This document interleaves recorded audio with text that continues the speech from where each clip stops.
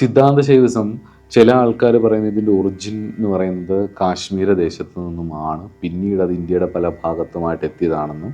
എന്നാൽ ചില ആൾക്കാർ പറയുന്നത് ഇതിൻ്റെ ഒറിജിൻ എന്ന് പറയുന്നത് സൗത്ത് ഇന്ത്യൻ ഭാഗത്തു നിന്നുമാണെന്ന്. കാരണം വെച്ച് കഴിഞ്ഞാൽ സൗത്ത് ഇന്ത്യൻ തന്ത്രങ്ങളിൽ കാണുന്ന ചതുർപാദം എന്ന് പറയുന്ന ഒരു ആചരണ രീതി പൊതുവെ ഈ സിദ്ധാന്ത ശൈവ ഗ്രന്ഥങ്ങളിൽ കാണും. ചതുർപാദ കണ്ടന്റ് ക്ലാസിഫിക്കേഷനാണ്. ഒന്ന് ജ്ഞാനം അല്ലെങ്കിൽ വിദ്യ എന്ന് പറയും, ഫിലോസഫി.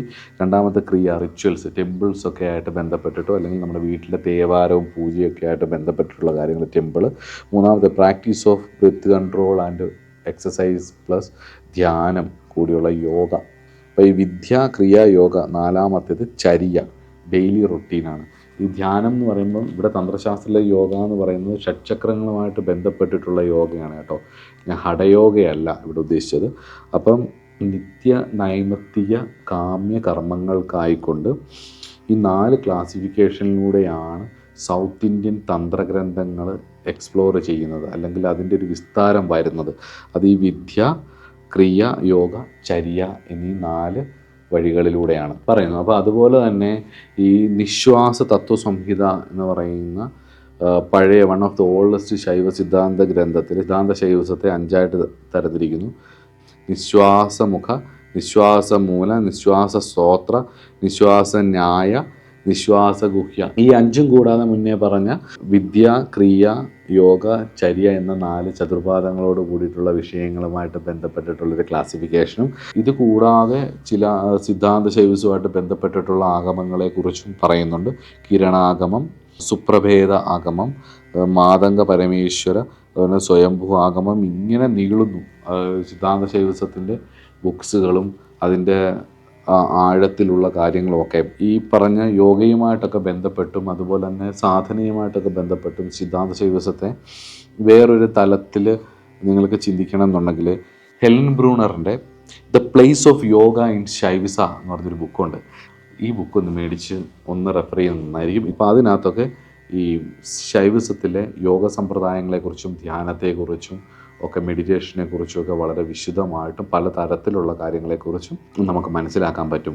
എന്തായാലും ചതുർപാദത്തോട് കൂടിയിട്ടുള്ള സിദ്ധാന്ത ശൈവിസ ഗ്രന്ഥങ്ങൾ പറയുന്ന പല കാര്യങ്ങളും ഇതിൻ്റെ ഒറിജിൻ സൗത്ത് ഇന്ത്യൻ ആണെന്ന് പൊതുവെ പറയുന്നത്. ഇത് ശൈവിസത്തിൽ മാത്രമല്ല, ഇത് വൈഷ്ണവത്തിലും കാണാം.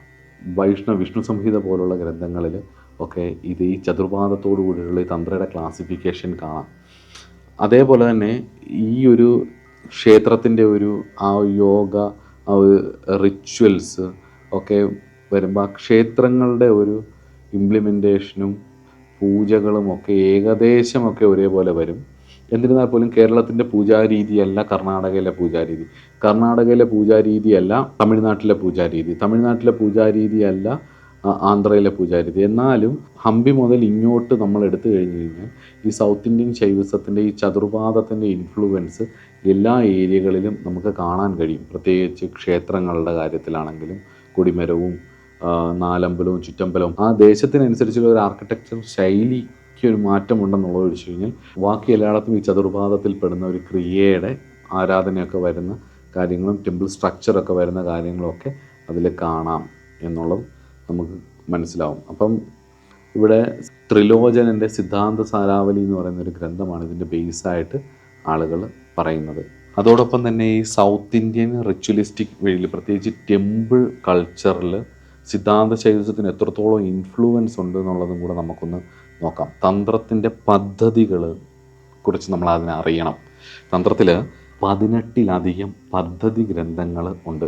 ഏത് സിദ്ധാന്തം നമുക്ക് കിട്ടിയാലും നമ്മൾ ഈ പദ്ധതി ഗ്രന്ഥങ്ങൾ എന്ന് പറഞ്ഞു കഴിഞ്ഞ് കഴിഞ്ഞാൽ ഇതിൻ്റെ ഒരു പ്രാക്ടിക്കൽ വേർഷനാണ്. നമുക്കിപ്പം കാശ്മീർ ശൈവസത്തിൽ നിന്നുള്ള ഉപാസനാ പദ്ധതി കിട്ടിയാലും, നമുക്ക് കേരള തന്ത്രത്തിൽ നിന്നുള്ള ഉപാസനാ പദ്ധതി കിട്ടിയാലും, അതുപോലെ തന്നെ എവിടെ നിന്നായാലും അതിൻ്റെ ഉപാസനാ പദ്ധതി നമുക്ക് കിട്ടിയാലും അതിനെ, അല്ലെങ്കിൽ നമുക്കതിൻ്റെ ഒരു കോറ് കിട്ടിയാൽ അതിന് ഏത് പദ്ധതിയുടെ രീതിക്ക് അനുസരിച്ച് ഇതിനെ പ്രയോഗിക്കാം എന്നുള്ളതാണ് പദ്ധതി ഗ്രന്ഥത്തിൽ മെയിൻ. ഇപ്പോൾ ഉദാഹരണത്തിന് കാശ്മീരി ശൈവസത്തിൽ നിന്ന് കിട്ടുന്ന ഒരു മന്ത്രസമ്പ്രദായത്തെ ഈ 18ഓളം പദ്ധതികളിലും നമുക്കതിനെ ആചരിക്കാൻ പറ്റും.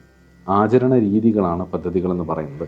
അപ്പം എങ്ങനെയാണ് കേരളവും തമിഴ്നാടും ഒക്കെ ഒരു ഏകദേശം ടെമ്പിൾ കൾച്ചറിലൊക്കെ ഈ ഒരു ചതുർവാദം വരികയും എന്നാൽ ആചരണ രീതിയിൽ കുറച്ച് മാറ്റം വരികയും ചെയ്തത് എന്താണെന്ന് നമുക്കിപ്പോൾ പഠിക്കാം.